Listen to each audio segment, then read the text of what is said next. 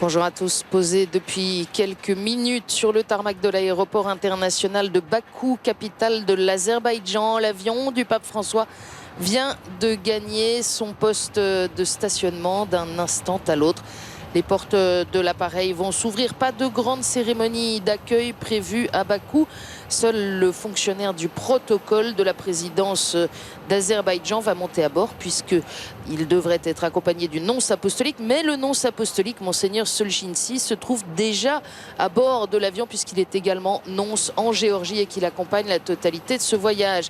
Également à bord de cet avion se trouve Étienne Loraillère. Bonjour Étienne.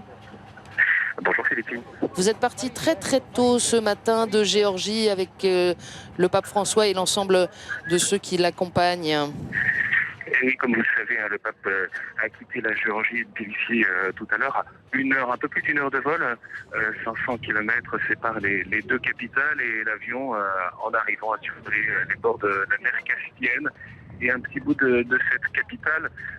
Pour l'instant, je ne sais pas, je me trouve à l'arrière de l'appareil avec donc ces journalistes qui accompagnent le pape tout au long du voyage. Et il se trouve que, autour du pape, les gendarmes et la suite papale sont debout. Donc je ne l'aperçois pas tout à fait, mais il se trouve juste à l'avant de l'appareil. Voilà, et nous apercevons bien que la porte de l'appareil est désormais ouverte et d'un instant à l'autre, le pape va sortir. Merci Étienne, on continue bien sûr de suivre ce voyage avec vous et on vous retrouvera tout à l'heure dans peu de temps puisque c'est la toute première étape de ce voyage lorsque le pape se rendra à l'église de l'Immaculée Conception pour la célébration de la messe. Voilà, le pape François qui sort de l'appareil et débute donc la deuxième étape de ce voyage.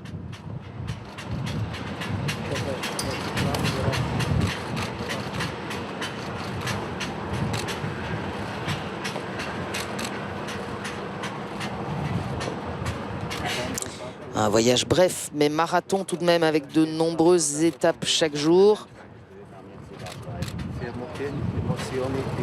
À partir de cet instant, appartient à la suite du pape, le père Vladimir Fekete. Il est salésien de Don Bosco, il est préfet apostolique en Azerbaïdjan, ce que l'on appelait précédemment la mission de Bakou et qui est devenue la préfecture apostolique de l'Azerbaïdjan, qui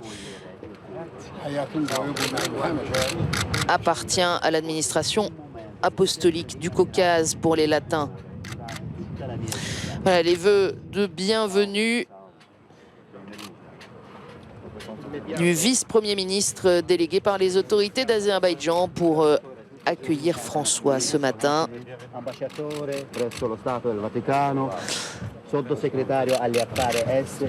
L'ambassadeur près le Saint-Siège, le sous-secrétaire des Affaires étrangères, c'est une petite délégation gouvernementale pour cet accueil courtois mais très simple. Le pape va se rendre donc d'abord à l'église de l'Immaculée Conception à Bakou pour la célébration de la messe et en fait l'accueil protocolaire, ce sera la cérémonie de bienvenue un petit peu plus tard dans la journée et la rencontre prévue avec le président de la République d'Azerbaïdjan, président déjà depuis de nombreuses années, élu pour la première fois en 2003, réélu en 2008 et en 2013.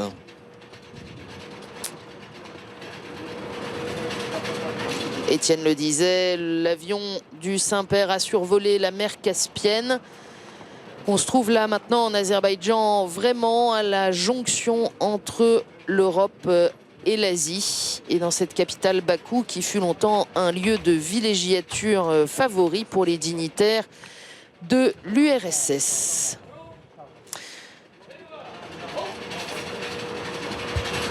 Voilà, le pape François accueilli à l'instant à Bakou, capitale de l'Azerbaïdjan, début de cette nouvelle étape de son voyage.